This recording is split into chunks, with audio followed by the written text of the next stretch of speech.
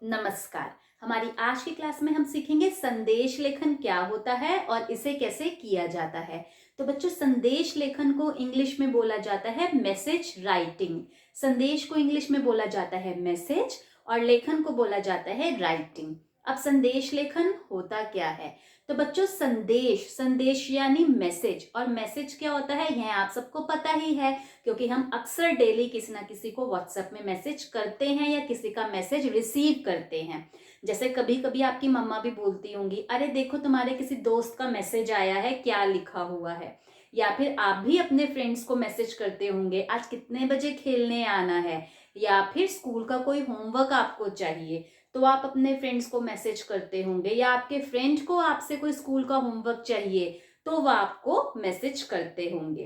तो बच्चों, आपको पता है कि मैसेज क्या होता है, लेकिन अगर एग्जाम में हिंदी के पेपर में आपका संदेश लेखन आए तो उसके लिए हमें एक प्रॉपर फॉर्मेट चाहिए होगा। तो हमारी आज की क्लास में हम यही सीखेंगे कि संदेश लेखन का क्या फॉर्मेट होता है। तो बिना टाइम वेस्ट किए चलिए स्टार्ट करते हैं।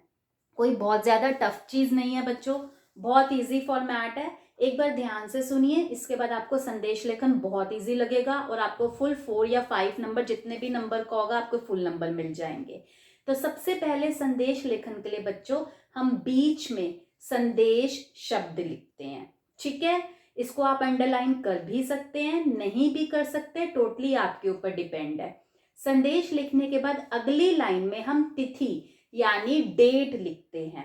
अब डेट का क्या फॉर्मेट होता है बेटा, हम डेट फुल में लिखते हैं। जैसे आज है 30 जनवरी 2025, तो हम कैसे डेट लिखेंगे, 30 30 आप लिखोगे। उसके बाद जनवरी पूरा लिखोगे, ज न व र और र पे बड़ी की मात्रा, और 2025 2025।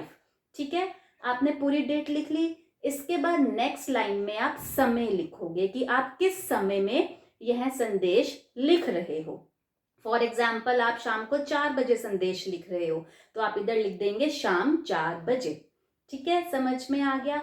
इस अब कुछ बच्चे जो हैं, कुछ स्कूल्स में समय जो है वो तिथि के सामने राइट हैंड में सिखाया जाता है कि तिथि के सामने आपको समय लिखना है।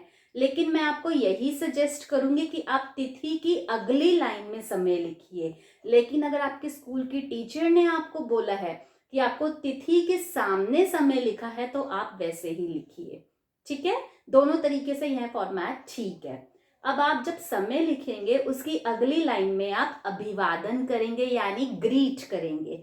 अपने से बड़ों को आप आदरणीय लिख सकते हैं और अपने बराबर और अपने से छोटों को आप प्रिय लिख सकते हैं। जैसे अगर आपको अपने किसी चाचा जी को संदेश लिखना है तो आप लिख सकते हैं आदरणीय चाचा जी। और अगर आपको अपने किसी भाई या बहन को संदेश लिखना है जो आपके बराबर हैं या आपसे छोटे हैं तो आप लिख सकते हैं प्रिय भाई। ठीक है, समझ में आ गया। अब बच्चों, अभिवादन जो है, कुछ स्कूल्स में समय के बाद हम एक लाइन छोड़ के अभिवादन लिखते हैं। तो यह टोटली आपके ऊपर डिपेंड करता है कि आप लाइन छोड़िए या नहीं छोड़िए, यह पूरा आपके ऊपर डिपेंड करता है। अब अभिवादन के बाद आप अपना संदेश लिखना स्टार्ट करेंगे। तो बच्चों, आप अपने क्वेश्चन को बहुत ध्यान से पढ़ेंगे कि आपको क्या संदेश लिखना है, और सिर्फ 30 से 40 अक्षरों में ही अपना संदेश लिखेंगे। संदेश आपका छोटा लेकिन मीनिंगफुल होना चाहिए। कभी कभी प्रश्न में लिखा होता है कि इतने शब्दों में, 40 से 50 शब्दों में अपना संदेश लिखिए या फिर 30 से 40 शब्दों में अपना संदेश लिखिए। तो आपको अपनी शब्द सीमा उतनी ही रखनी होगी। 2-3 शब्द ऊपर नीचे हो जाए कोई बात नहीं, लेकिन आपको बहुत ज्यादा लंबा संदेश नहीं लिखना। आपको टू द पॉइंट लिखना है, जो बोला गया है वही लिखना है। जैसे बच्चों, हम पत्र में लिखते हैं स्टार्टिंग में कि आशा करती हूँ कि तुम ठीक होंगे, घर में परिवार में सब ठीक होंगे। ऐसा कुछ हम संदेश में नहीं लिखते, हम डायरेक्ट अपना मैसेज करते हैं।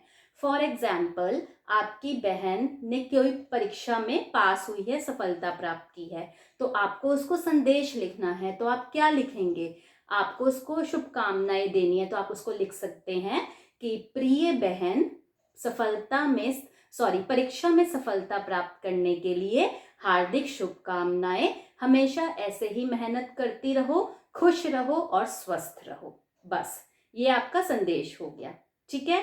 या फिर आप किसी सोसाइटी के मेंबर हैं और आपको अपने सारे सोसाइटी के लोगों को बसंत पंचमी के लिए शुभकामनाएं देनी है, तो आप क्या लिख सकते हैं कि सभी सोसाइटी निवासियों को बसंत पंचमी के अवसर पे हार्दिक शुभकामनाएं। हमेशा खुश रहिए, स्वस्थ रहिए। बस यह आपका संदेश हो गया, ठीक है। Short and meaningful. तो बस आपका संदेश 30 या 40 शब्दों में होना चाहिए। जब आपने संदेश लिख लिया, इसके बाद आप एक लाइन छोड़ेंगे और अंत में आप अपना नाम लिख देंगे। अब अगर परीक्षा में आपके प्रश्न में नाम दिया गया है, ध्यान से देखिएगा, तो आप वही नाम लिखेंगे। अगर नाम नहीं दिया गया तो आप क ख ग भी लिख कर आ सकते हैं और आप अपना नाम भी लिख सकते हैं, ठीक है। लेकिन बच्चों प्रश्न को ध्यान से देखिएगा। अगर नाम दिया गया है तो वही नाम लिख कर आइएगा। मैं फिर से कह रही हूँ, अगर आप नहीं लिख कर आएंगे तो आपके कुछ नंबर कट जाएंगे। इसलिए आप प्रश्न को ध्यान से पढ़िए कि वह क्या क्या आपसे पूछ रहे हैं।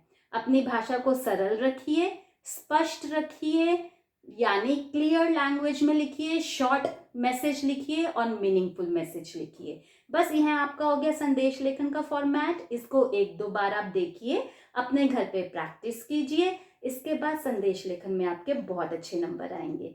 Best wishes for your future.